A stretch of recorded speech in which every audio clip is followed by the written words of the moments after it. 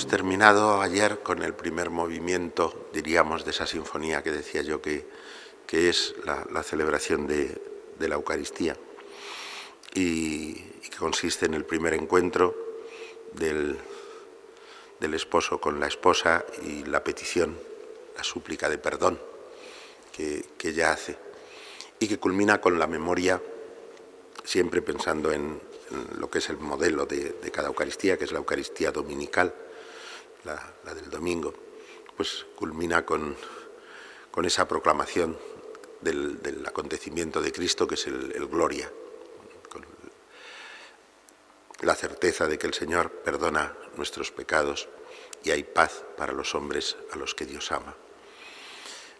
Inmediatamente después viene, que sería el segundo movimiento, el segundo tiempo. ¿Y el segundo tiempo en qué consiste? Es la declaración de amor del esposo a la esposa. Esas son las lecturas. Los domingos hay 3 lecturas, una del Antiguo Testamento, una de los apóstoles y luego el Evangelio. Y en las 3, de una manera o de otra, en el Antiguo Testamento como anhelo, como esperanza, como anuncio de que nuestra plenitud y nuestra felicidad vendrá. Pero es la historia del amor de Dios por los hombres.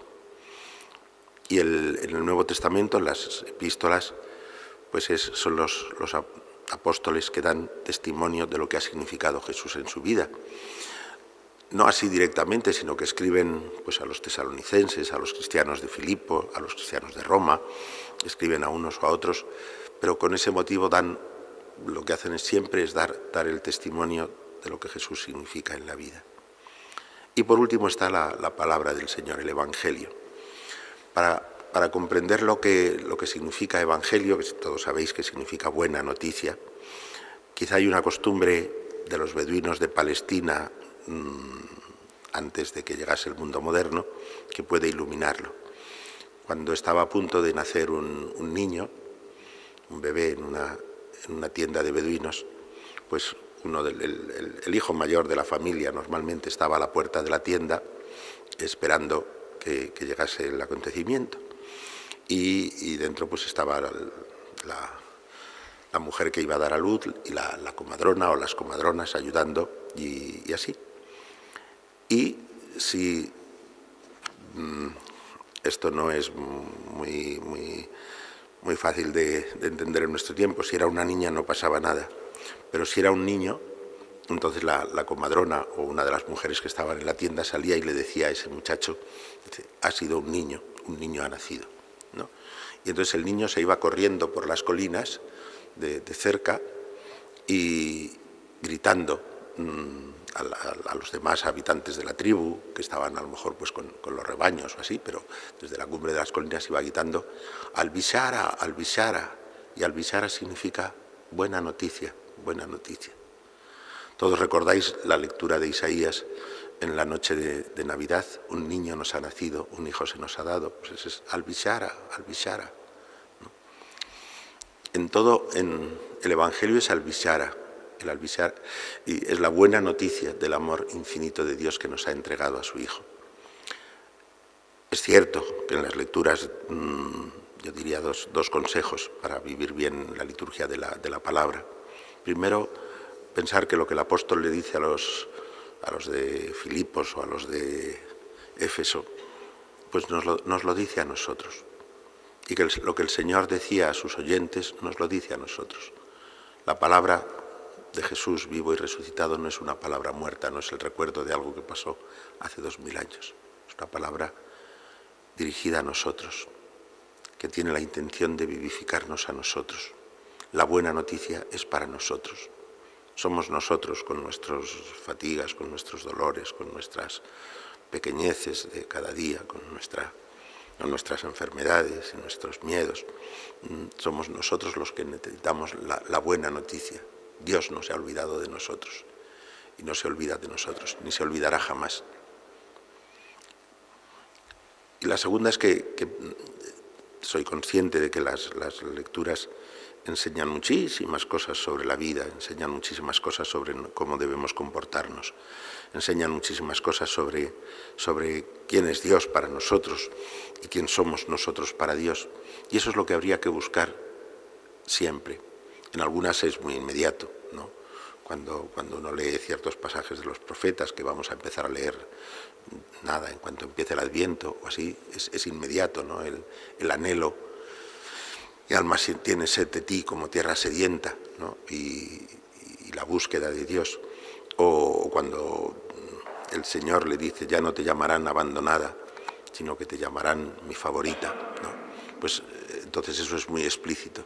Pero en todas las lecturas, pensad que esa historia que va del Antiguo Testamento hasta el testimonio de los apóstoles y que continúa en nosotros, a mí siempre me hace pensar que los Hechos de los Apóstoles sean como la segunda parte del Evangelio de San Lucas.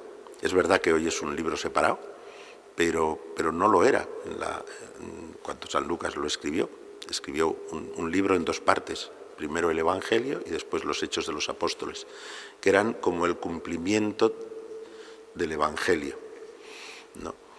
Entonces, la historia del don de Cristo a los hombres se prolonga en la historia de la Iglesia, se prolonga en nosotros, que vamos a recibir a Cristo en cada Eucaristía.